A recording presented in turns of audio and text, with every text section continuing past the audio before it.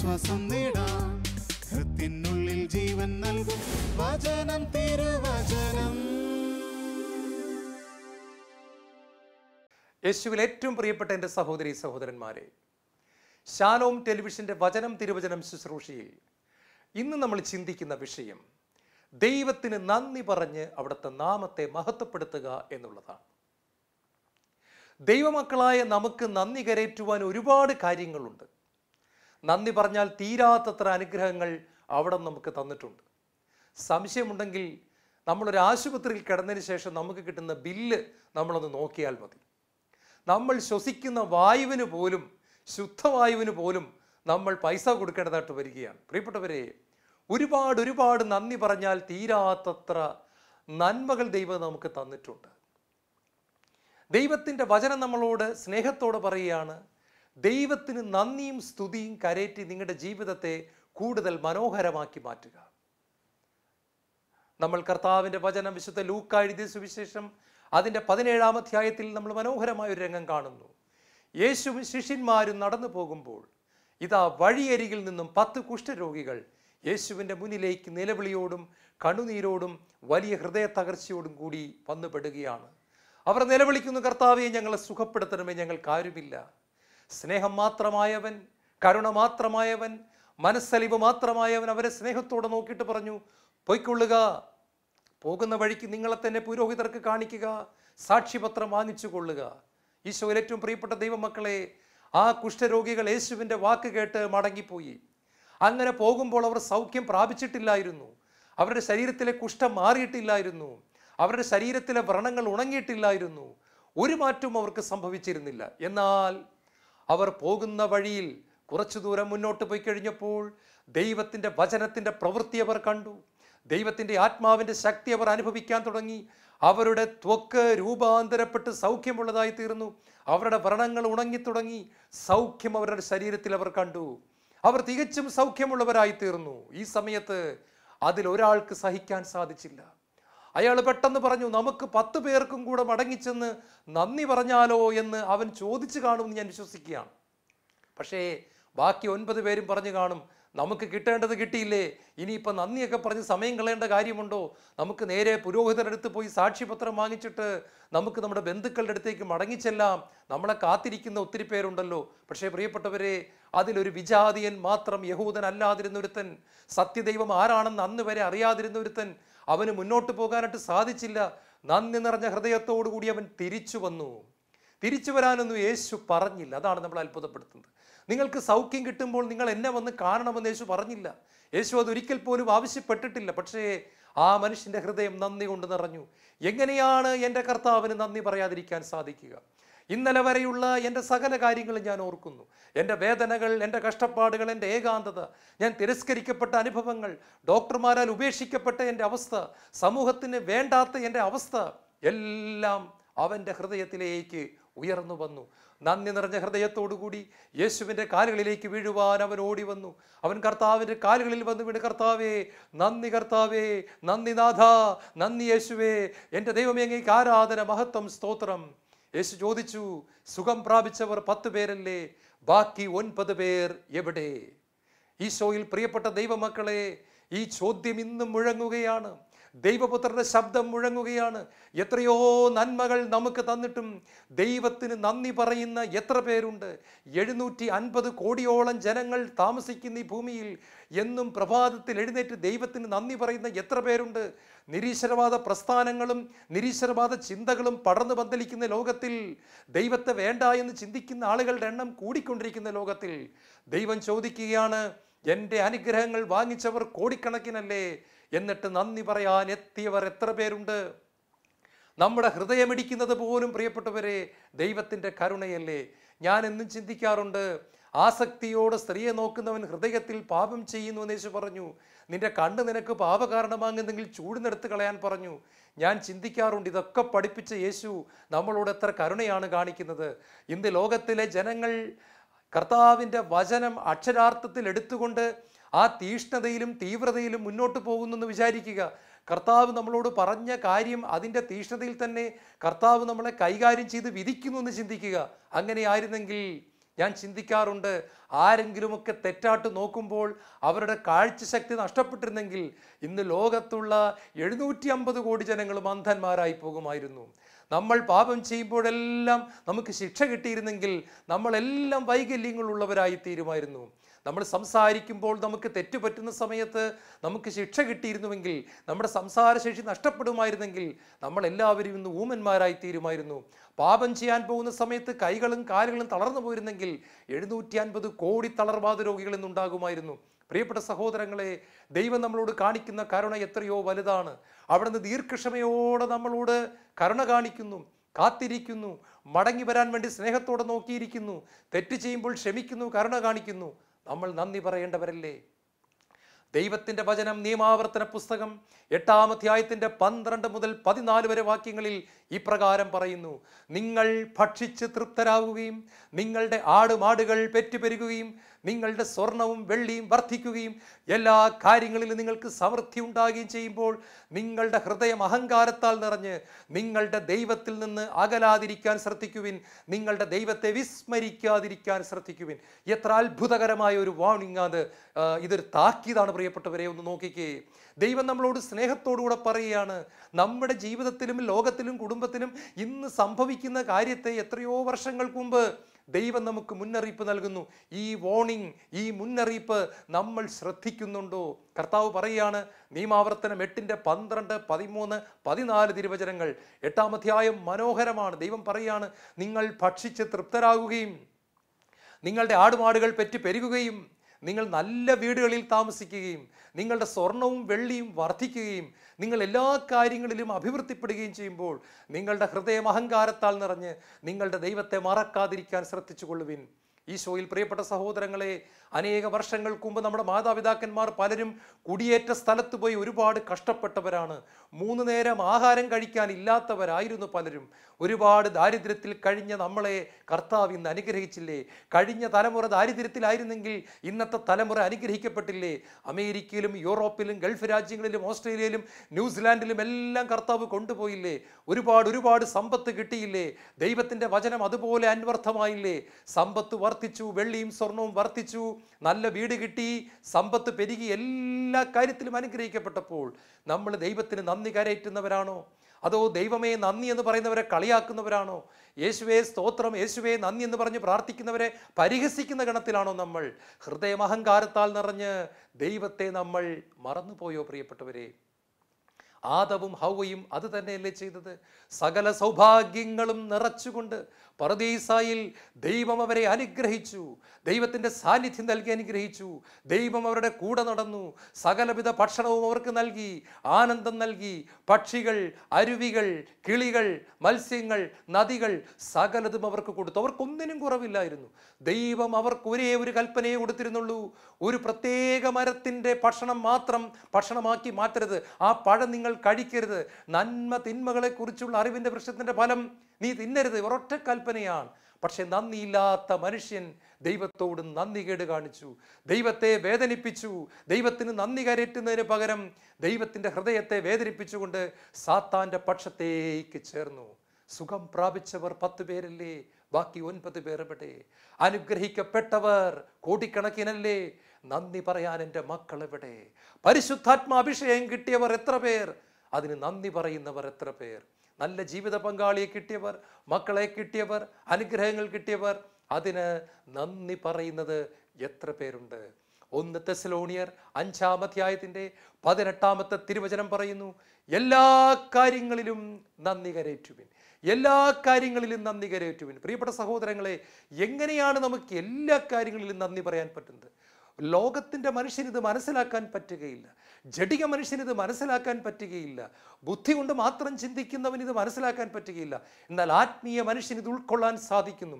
കാരണം റോമാലേഖനം 8:28 പറയുന്നു: ദൈവത്തെ സ്നേഹിക്കുന്നവർക്ക്, അവിടുത്തെ പദ്ധതി അനുസരിച്ച് വിളിക്കപ്പെട്ടവർക്ക് അവിടുന്ന് സകലതും നന്മയ്ക്കായി പരിണമിപ്പിക്കുന്നു.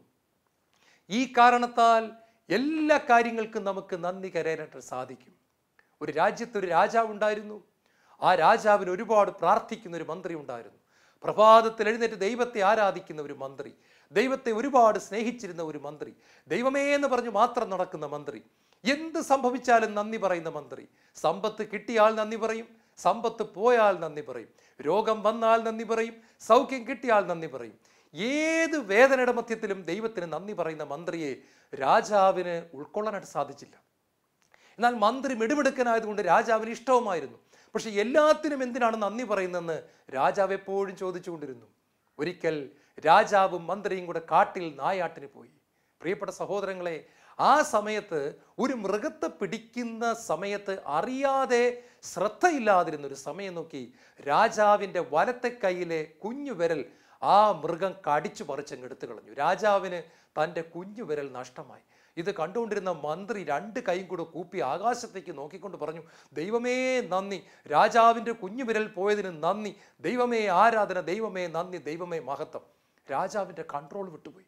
രാജാവ് പറഞ്ഞു, എടാ ദുഷ്ട, ഞാനിവിടെ വേദനയാൽ കിടന്ന് പുളയുകയാണ്, നിനക്കെൻ്റെ വേദന മനസ്സിലായോടാ? എൻ്റെ വിരൽ നഷ്ടപ്പെട്ട് ഞാനിവിടെ കിടന്ന് തീവ്ര വേദനയാൽ പിടയുന്ന സമയത്ത് നീ ആകാശത്തേക്ക് നോക്കി നന്ദി അർപ്പിക്കുന്നു. വരട്ടെ, കൊട്ടാരത്തിൽ വരട്ടെ, നിനക്ക് ഞാൻ വച്ചിട്ടുണ്ട്. പ്രിയപ്പെട്ട സഹോദരങ്ങളെ, കൊട്ടാരത്തിലെത്തി.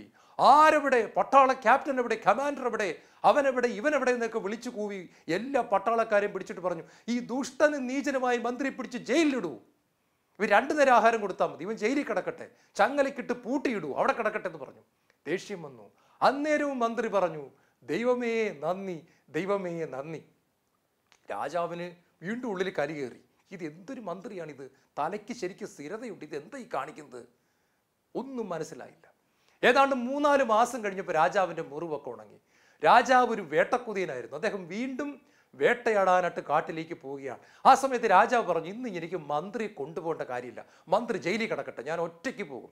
അങ്ങനെ അദ്ദേഹം കുതിരപ്പുറത്ത് ധീരതയോടുകൂടി തൻ്റെ വാളും കുന്തവും ഒക്കെ എടുത്തുകൊണ്ട് അദ്ദേഹം കാട്ടിൻ്റെ അകത്തേക്ക് പോവുകയാണ്. മൃഗങ്ങളെ ഒന്നും കിട്ടിയില്ല. അങ്ങനെ കാടിൻ്റെ ഉള്ളിലേക്ക് പോയി കുറേ അകത്തിയെന്നപ്പോൾ കാട്ടാളന്മാർ ജാഥ പോലെ വരികയാണ്. അവരിങ്ങോട്ട് വന്നിട്ട് രാജാവിനെ വലയിട്ട് പിടിച്ചു. അവർ രാജാവിനെ തൂക്കിയെടുത്ത് അവരുടെ കേന്ദ്രത്തിലോട്ട് കൊണ്ടുപോയി. അവിടെ അന്ന് ഒരു വലിയ ആഘോഷം നടക്കുകയാണ്. ആഘോഷത്തിൻ്റെ അവസാനം എന്ന് പറയുന്നത് ഒരു മനുഷ്യനെ അവരുടെ ആരാധനാ മൂർത്തിക്ക് ബലിയർപ്പിക്കണം. അപ്പോൾ പുറത്തുനിന്ന് വന്ന ഒരു മനുഷ്യനെ കിട്ടിയതുകൊണ്ട് കാട്ടാളന്മാർക്ക് വലിയ സന്തോഷമായി. അവരവരുടെ മൂപ്പനോട് പറഞ്ഞു, മൂപ്പ, നമുക്കിന്നൊരു പുറത്തുനിന്നൊരു മനുഷ്യനെ കിട്ടിയിട്ടുണ്ട് കേട്ടോ, നമ്മുടെ ആരാധനാ മൂർത്തിക്ക് ഇയാളെ നമുക്ക് ബലിയർപ്പിക്കാം. അങ്ങനെ എല്ലാ കാര്യങ്ങളുടെയും അവസാനം രാജാവിനെ ബലിയർപ്പിക്കാൻ തീരുമാനമെടുക്കുന്നു.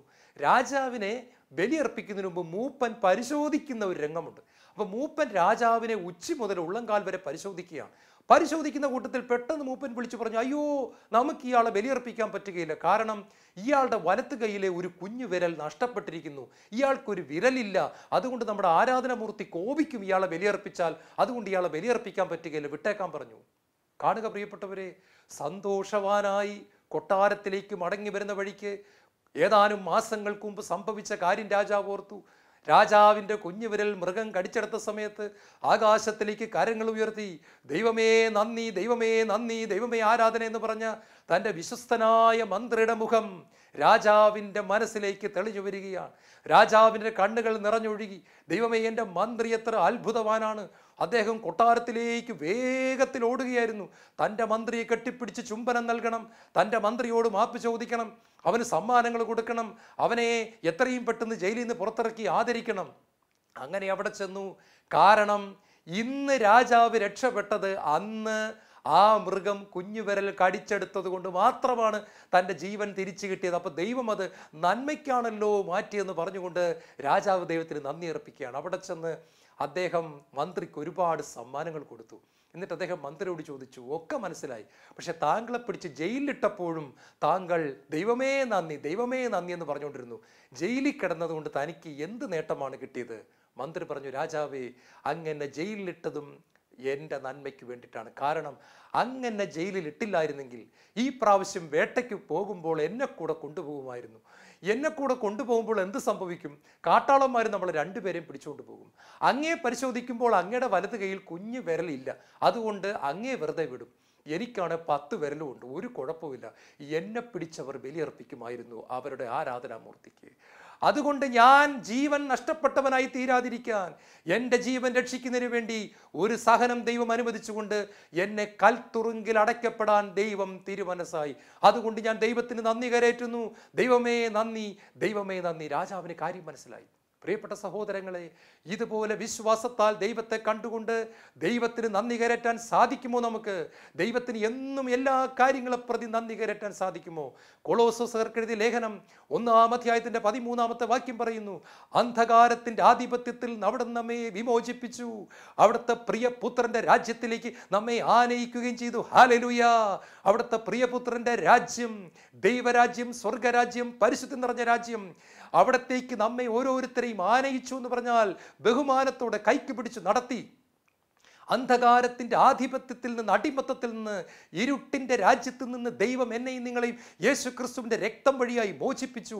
അവൻ്റെ കുരിശു വഴിയായി നമുക്ക് മോചനം നൽകി. പ്രകാശത്തിൻ്റെ രാജ്യത്തിലേക്ക് നമ്മളെ കൊണ്ടുവന്നിട്ട് പറയുകയാണ്, നിങ്ങൾ ദൈവത്തെ മഹത്വപ്പെടുത്തുവിൻ. പ്രിയപ്പെട്ട സഹോദരങ്ങളെ, കൊളോസ്യർക്ക് എഴുതിയ ലേഖനം 2-ാം അധ്യായത്തിന്റെ 6-ാമത്തെ വാക്യം പറയുന്നു, യേശു ക്രിസ്തുവിനെ നിങ്ങൾ സ്വീകരിച്ചിരിക്കുന്നതിനാൽ അവനിൽ ജീവിക്കുവിൻ. അവനിൽ വേരുറപ്പിക്കപ്പെട്ടും പണിതുയർത്തപ്പെട്ടും നിങ്ങൾ സ്വീകരിച്ച വിശ്വാസത്തിൽ ദൃഢത പ്രാപിച്ചുകൊണ്ട് അനർഗളമായ കൃതജ്ഞതാ പ്രകാശനത്തിൽ മുഴുകുവിൻ. ഇന്ന് പ്രഭാതത്തിൽ എൻ്റെ വ്യക്തിപരമായ പ്രാർത്ഥന കഴിഞ്ഞ് ഈ ബൈബിൾ ഭാഗമാണ് ഞാൻ വായിച്ച് ധ്യാനിച്ചത്. എനിക്ക് മനസ്സിലായി, എൻ്റെ ജീവിതത്തിൽ ഒരു വലിയ തെറ്റുപറ്റി. ഇവിടെ കർത്താവ് പറഞ്ഞിരിക്കുകയാണ്, അനർഗളമായ കൃതജ്ഞതാ പ്രകാശനത്തിൽ മുഴുകുവിൻ. യേശു ക്രിസ്തുവിൽ വേരുറപ്പിക്കപ്പെട്ട്, യേശു ക്രിസ്തുവിൽ പണിതുയർത്തപ്പെട്ട് നമുക്ക് കിട്ടിയ വിശ്വാസത്തിന് നന്ദി പറഞ്ഞുകൊണ്ട് അനർഗളമായ കൃതജ്ഞതാ പ്രകാശനം എന്ന് പറഞ്ഞാൽ ഒരു ഇടതടവില്ലാതെ ഒഴുകിക്കൊണ്ടിരിക്കുന്ന നന്ദി, ഒരു ഗ്യാപ്പില്ലാതെ നന്ദി പറഞ്ഞുകൊണ്ടിരിക്കുന്നു, ഒരു ഇൻ്റർവെൽ ഇല്ല എന്ന് പറഞ്ഞാൽ നന്ദി പറയാത്ത ഒരു സമയം പോലും ഇല്ല എന്നാണ് എൻ്റെ അർത്ഥം. അനർഗളമായ കൃതജ്ഞതാ പ്രകാശനത്തിൽ മുഴുകുവിൻ. ഹല്ലേലൂയ! പ്രിയപ്പെട്ടവരെ, നമ്മൾ പരാജയപ്പെട്ടു പോയ ഒരു വചനമല്ലേ ഇത്? ഞാൻ ഓർത്തു, ദൈവമേ, വചനം പ്രസംഗിക്കുന്ന ഞാൻ പോലും ഇതനുസരിച്ചിട്ടില്ലല്ലോ. ഒഴുകിക്കൊണ്ടിരിക്കുന്ന ഒരു നന്ദി കരേറ്റുവാൻ ദൈവം പറയാണ്. എന്താണ് കാരണം? കത്തിക്കൊണ്ടിരിക്കുന്ന സ്റ്റൗവിൽ, അടുപ്പിൽ, തീ കത്തിക്കൊണ്ടിരിക്കുന്ന അടുപ്പിലേക്ക് പാറ്റ, കൊതുക്, പ്രാണി, ഈച്ച, പല്ലി ഒന്നും വരത്തില്ല. എല്ലാവർക്കും തീയെ പേടിയാണ്. കാരണം അടുപ്പിൽ തീ കത്തിക്കൊണ്ടിരിക്കുന്നു. തീ കത്താത്ത അടുപ്പിൻ്റെ പുറത്ത് കൊതുകും ഉറുമ്പും എല്ലാം വന്നിരിക്കുന്നു. ദൈവത്തിന് ഇത് നന്നായിട്ട് അറിയാവുന്നവനാകയാൽ ദൈവം പറയുന്നു, മക്കളെ, നിങ്ങൾ നന്ദി അനർഗളമായി ഇടതടവില്ലാതെ നിങ്ങൾ ദൈവത്തിന് നന്ദി പറഞ്ഞുകൊണ്ടിരിക്കുമ്പോൾ, ദൈവമേ നന്ദി, യേശുവേ നന്ദി, പരിശുദ്ധാത്മാവേ നന്ദി, ഹല്ലേലൂയ, ദൈവമേ നന്ദി, ദൈവമേ നന്ദി എന്ന് പറഞ്ഞുകൊണ്ടിരിക്കുമ്പോൾ ഒരു ഫയർ, ഒരു തീ കത്തുകയാണ്. അഭിഷേകത്തിന്റെ ജ്വാല കത്തുകയാണ്. അഭിഷേകത്തിന്റെ ജ്വലനമുണ്ടാകുകയാണ്. അഭിഷേകത്തിന്റെ പുതപ്പ് വീഴുകയാണ്. അഭിഷേകം നിറയുകയാണ്. പ്രിയപ്പെട്ടവരെ, അഭിഷേകത്തിന്റെ തീ കത്തിക്കൊണ്ടിരിക്കുമ്പോൾ സാത്താന് നമ്മളെ തൊടാൻ പറ്റുകയില്ല. ആരെ വിഴുങ്ങണമെന്ന് അന്വേഷിച്ചുകൊണ്ട് അലർന്ന സിംഹത്തെ പോലെ ചുറ്റി നടക്കുന്ന സാത്താൻ പരിശുദ്ധാത്മാവിന്റെ അഗ്നി കാണുമ്പോൾ നമ്മളെ തൊടാതെ മാറിപ്പോകുന്നു. ഇതറിയാവുന്ന ദൈവം പറയുകയാണ്, നന്ദി കരേറ്റുവിൻ. വീണ്ടും എഫേസ്യർക്ക് എഴുതിയ ലേഖനം 5-ാം അധ്യായത്തിന്റെ 18-ാമത്തെ തിരുവചനത്തിൽ പറയുന്നു, be filled with the Holy Spirit, പരിശുദ്ധാത്മാവിനാൽ പൂരിതരാകുവിൻ. സങ്കീർത്തനങ്ങളാലും ഗാനങ്ങളാലും ആത്മീയ ഗീതങ്ങളാലും പരസ്പരം സംഭാഷണം ചെയ്യുവിൻ. പൂർണ്ണ ഹൃദയത്തോടെ ഗാനാലാപനത്തോടെ കർത്താവിനെ പ്രകീർത്തിക്കുവിൻ. എല്ലാറ്റിനും എല്ലാ കാര്യങ്ങൾക്കും നമ്മുടെ കർത്താവായ യേശുക്രിസ്തു വഴി പിതാവായ ദൈവത്തിന് നന്ദി അർപ്പിക്കുവിൻ. പ്രിയപ്പെട്ടവരെ, പരിശുദ്ധാത്മാവിൽ എപ്പോഴും നിറഞ്ഞിരിക്കാനുള്ള എളുപ്പ വഴിയായി ദൈവം പറഞ്ഞു തന്നിരിക്കുന്നത് 2-3 കാര്യങ്ങളാണ്. ഒന്ന്, പാട്ടുപാടിക്കൊണ്ടിരിക്കണം. ദൈവത്തിന് പാട്ട് പാടിക്കൊണ്ടിരിക്കണം. പാട്ട് പാടാൻ അറിയാമെങ്കിലും അറിയത്തില്ലെങ്കിലും ട്യൂൺ ഉണ്ടെങ്കിലും ഇല്ലെങ്കിലും പാട്ട് പാടിക്കൊണ്ടിരിക്കാൻ പറയാൻ. ഗാനാലാപനങ്ങളാൽ പൂർണ്ണ ഹൃദയത്തോടെ കർത്താവിനെ പ്രകീർത്തിക്കുവിൻ. സങ്കീർത്തനങ്ങളാൽ ഗീതങ്ങളാൽ കർത്താവിനെ മഹത്വപ്പെടുത്തുവിൻ. അടുത്ത വചനം കേട്ടോ, എല്ലാ കാര്യങ്ങൾക്കും നമ്മുടെ കർത്താവായ യേശുക്രിസ്തു വഴി പിതാവായ ദൈവത്തിന് നന്ദി കരേറ്റുവിൻ. നന്ദി കൊടുക്കാൻ പറയുക. കൊളോസ്യർക്ക് എഴുതിയ ലേഖനത്തിൽ പറയുന്നു, അനർഗളമായ നന്ദി കരേറ്റുവിൻ. എഫേസ്യർ 5:18 പറയുന്നു, യേശുക്രിസ്തുവിലൂടെ എല്ലാ കാര്യങ്ങൾക്കും നന്ദി കരേറ്റുവിൻ. പ്രിയപ്പെട്ട സഹോദരങ്ങളെ, എത്ര അത്ഭുതകരമായ ഒരു വചനമാണിത്. നമ്മൾ നന്ദി പറഞ്ഞുകൊണ്ടിരിക്കുമ്പോൾ നമ്മളിൽ എപ്പോഴും ഒരു അഭിഷേകത്തിൻ്റെ ഒഴുക്കുണ്ടാകും. പക്ഷേ ഇതറിയാവുന്ന സാത്താൻ നന്ദി പറയാതിരിക്കാൻ നമുക്ക് പ്രേരണ തരുന്നു. നന്ദി കരേറ്റുന്നതിൻ്റെ നേരെ എതിരാണ് പിറുപിറുക്കുക എന്ന് പറയുന്നത്. 1 കൊരിന്ത്യർ 10-ാം അധ്യായത്തിന്റെ 10-ാമത്തെ വാക്യം പറയുന്നു, അവരിൽ ചിലർ പിറുപിറുത്തതുപോലെ നിങ്ങൾ പിറുപിറുത്തരുത്. ആരാണ്? നന്ദിയില്ലാത്ത ഇസ്രായേൽ ജനം. 430 വർഷക്കാലത്തെ അടിമത്തത്തിൽ നിന്നും തൻ്റെ ശക്തമായ കരം നീട്ടി അത്ഭുതങ്ങളാലും അടയാളങ്ങളാലും വീര്യപ്രവൃത്തികളാലും ചെങ്കടലിനെ രാത്രി മുഴുവൻ വീശിയ കാറ്റിൻ്റെ ഇടയിലൂടെ കടലിനെ രണ്ടായി പിളർന്ന് ലക്ഷക്കണക്കിന് വരുന്ന ഇസ്രായേൽ ജനത്തെ വഴി നടത്തി കാനാൻ ദേശത്തേക്ക് കൊണ്ടുവന്ന ദൈവത്തെ നന്ദിയില്ലാത്ത ജനം മറന്നു കളഞ്ഞു. വെള്ളത്തിന് അല്പം കയ്പായപ്പോൾ അവർ ദൈവത്തിനെതിരെ പിറുപിറുത്തു. മോശ മലമുകളിൽ നിന്നും വരുവാൻ കുറച്ച് ദിവസമെടുത്തു. 40 ദിവസമെടുത്തപ്പോൾ താഴെ അവർ പിശാചിനെ ആരാധിക്കുന്നവരായി തീർന്നു. പ്രിയപ്പെട്ടവരെ, നന്ദിയില്ലാത്ത ജനം പിറുപിറുത്തതുപോലെ നമ്മൾ പിറുപിറുക്കരുത് എന്ന് കർത്താവിൻ്റെ വചനം പറയുന്നു. ഒരുപാട് വരദാനങ്ങളുള്ള ഒരു സഹോദരൻ ഒരിക്കൽ ഈശോ ഒരു ദർശനം കാണിച്ചു കൊടുത്തു. സ്വർഗത്ത് നടക്കുന്ന ഒരു കാര്യം ദർശനമായിട്ട് കാണിച്ചതാണ്. സ്വർഗത്തെ 2 മുറികൾ. ഒരു മുറിയിൽ എഴുതി വച്ചിരിക്കുന്നു യാചനാ പ്രാർത്ഥനകൾ സ്വീകരിക്കുന്ന സ്ഥലം. മറ്റേ മുറിയിൽ എഴുതി വച്ചിരിക്കുന്നു ഭൂമിയിൽ നിന്ന് വരുന്ന നന്ദി സ്വീകരിക്കുന്ന മുറി. ഈ 2 മുറിയും ദർശനത്തിൽ കാണുകയാണ്. അപ്പോൾ യാചനാ പ്രാർത്ഥനകൾ സ്വീകരിക്കുന്ന മുറിയിൽ ഒരു 250ഓളം മാലാഖമാര് 250ഓളം കമ്പ്യൂട്ടറിൻ്റെ മുമ്പിൽ ഇടത്തോട്ടും വലത്തോട്ടും തിരിയാൻ പോലും സമയം കിട്ടാതെ, ശ്വാസം പോലും വിടാൻ കിട്ടാതെ വന്നുകൊണ്ടിരിക്കുന്ന യാചനാ പ്രാർത്ഥനകളെല്ലാം പ്രിൻ്റ് ഔട്ട് എടുത്തുകൊണ്ടിരിക്കുകയാണ്. പടപടായി എടുത്തവർ ദൈവത്തിന് മുമ്പിൽ കൊണ്ടെടുക്കുക. നിന്ന് തിരിയാൻ നേരമില്ല. ഇങ്ങനെ വന്നുകൊണ്ടിരിക്കുകയാണ്. ആയിരക്കണക്കിന്, 10,000കണക്കിന്, ലക്ഷക്കണക്കിന്, കോടിക്കണക്കിന് പടപടപടാന്ന് വന്നുകൊണ്ടിരിക്കുകയാണ്. നന്ദി സ്വീകരിക്കുന്ന മുറിയിൽ ഒറ്റ മാലാഖി, ഒരു കമ്പ്യൂട്ടറേ ഉള്ളൂ. ആ മാലാഖ അവിടുത്തെ മേശയിൽ തല ചായ്ച്ചു വെച്ച് കൂർക്കം വലിച്ചുറങ്ങുകയാണ്. ഒരു അരമണിക്കൂർ 3/4 മണിക്കൂർ കഴിയുമ്പോൾ കിർ എന്നൊരു ശബ്ദം കേൾക്കും. ആരോ ഒരാളൊരു നന്ദി പറഞ്ഞു. ഉടനെ മാലാഖ ചാടി എഴുന്നേറ്റ് അതങ്ങോട്ട് റെക്കോർഡ് ചെയ്ത് വയ്ക്കുകയാണ്. പിന്നെയും മാലാഖ കിടന്ന് ഉറങ്ങുകയാണ്. പിന്നെ ഒരു 2 മണിക്കൂർ നേരത്തേക്ക് മാലാഖ നല്ല ഉറക്കമാണ്. അത് കഴിയുമ്പോൾ ഒരു നന്ദി വരുന്നു. പ്രിയപ്പെട്ടവരെ, നമ്മുടെ ജീവിതത്തിലെ കാര്യമല്ലേ ഈ ദർശനം കാണിക്കുന്നത്? നമ്മൾ ദൈവത്തോട് എന്താണ് ചെയ്തുകൊണ്ടിരിക്കുന്നത്? ദൈവമേ തരണേ തരണേ, അതിൽ തെറ്റൊന്നുമില്ല കേട്ടോ. പക്ഷേ നമ്മുടെ പ്രാർത്ഥന കൂടുതലും അതാണ്. എന്താ, നമ്മൾ ഇന്നോട്ടൊന്ന് തിരിച്ചു നോക്കുകയെ. ദൈവമേ നന്ദി, ദൈവമേ ആരാധന, ദൈവമേ മഹത്വം, ദൈവമേ നന്ദി, ദൈവമേ നന്ദി. അനർഗളമായ കൃത്യതാ പ്രകാശനത്തിൽ മുഴുകുവിൻ. യേശു ക്രിസ്തു വെള്ളിയാഴ്ച അടക്കപ്പെട്ടു. ശനിയാഴ്ച കഴിഞ്ഞ് ഞായറാഴ്ച പ്രഭാതത്തിൽ മഗ്ദലന മറിയം കല്ലറയിലേക്ക് ഓടുന്നു. ഉയർത്തെഴുന്നേറ്റ് യേശു ക്രിസ്തുവിനെ അവൾ ആദ്യമായിട്ട് കാണുന്നു. അവൾ അനുഗ്രഹിക്കപ്പെടുന്നു. മഗ്ദലന മറിയത്തെ കാണുന്ന സമയത്ത് യേശു ചോദിക്കാത്ത ഒരു ചോദ്യം യേശുവിൻ്റെ ഹൃദയത്തിൽ ഉയർന്നുവെന്ന് ഞാൻ വിശ്വസിക്കുന്നു. പ്രിയപ്പെട്ടവരെ, എവിടെ എൻ്റെ 11 പേർ? ഒരാൾ കെട്ടിത്തൂങ്ങിച്ചത്ത് യൂദാസ്, ബാക്കി 11 പേർ എവിടെ? ആർക്കും ഈ കല്ലറയുടെ മുൻപിൽ വന്ന് മറിയമേ, മഗ്ദലന മറിയമേ, നീ കരഞ്ഞതുപോലെ ഒന്ന് കരയാൻ തോന്നിയില്ലല്ലോ, നീ നന്ദിയുള്ളവളാണല്ലോ. ബാക്കി 11 പേർ എവിടെ? പാപം മോചിച്ച് കിട്ടിയ മഗ്ദലന മറിയം നന്ദിയുള്ളവരായിരുന്നു. പ്രിയപ്പെട്ടവളെ, അവളുടെ ഹൃദയത്തിൽ നാഥൻ ചെയ്തു കൊടുത്ത നന്മ, കുരിശിൽ പിടഞ്ഞു മരിച്ച് തൻ്റെ പാപങ്ങൾക്ക് പരിഹാരം ചെയ്ത യേശു ക്രിസ്തുവിനോടുള്ള നന്ദി അവളുടെ ഹൃദയത്തിൽ നിറഞ്ഞതിനാൽ അവൾക്ക് ഞായറാഴ്ച പ്രഭാതത്തിൽ കിടന്ന് ഉറങ്ങാനായിട്ട് സാധിച്ചില്ല.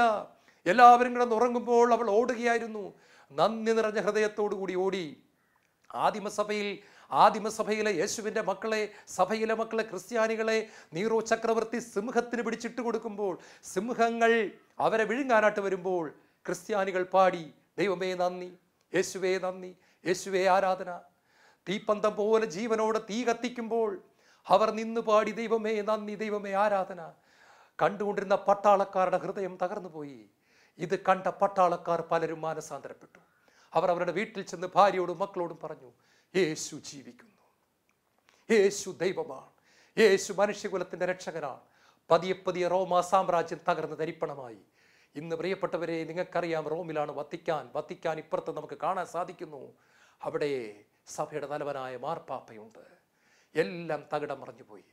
മരണത്തിൻ്റെ മധ്യത്തിലും സഹനത്തിൻ്റെ മധ്യത്തിലും ദൈവജനം നന്ദി പറയാൻ പഠിച്ചപ്പോൾ ദൈവത്തിന് പ്രവർത്തിക്കാനായിട്ട് സാധിച്ചു.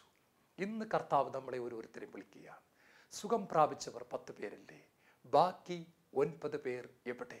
ഒരുപാട് അനുഗ്രഹങ്ങൾ കിട്ടിയ പ്രിയപ്പെട്ട മകനെ, ഒരുപാട് അനുഗ്രഹങ്ങൾ കിട്ടിയ പ്രിയപ്പെട്ട മകളെ, എന്തെങ്കിലും ചെറിയൊരു കാര്യം അല്ലെങ്കിൽ ഒരു കാര്യം അല്ലെങ്കിൽ 2 കാര്യം കിട്ടാത്തതിൻ്റെ പേരിൽ ദൈവത്തോട് മുഖം തിരിച്ച് ലോകത്തെ കെട്ടിപ്പിടിച്ച് കഴിയുകയാണോ? ഇന്ന് തിരുവചനം ശുശ്രൂഷയിൽ കർത്താവ് നമ്മളെ സ്നേഹത്തോടെ വിളിക്കുന്നു. വരിക, എൻ്റെ മാറോട് ചേരുക, നന്ദി സ്തുതി അർപ്പിച്ച് അഭിഷേകത്താൽ ചൊല്ലിക്കുക. യേശുവേ, ഏത് സാഹചര്യത്തിലും നന്ദി പറഞ്ഞ് അങ്ങേ മഹത്വപ്പെടുത്തുവാൻ ഞങ്ങൾ അനുഗ്രഹിക്കണമേ. യേശുവേ സ്തോത്രം, യേശുവേ നന്ദി, യേശുവേ ആരാധന.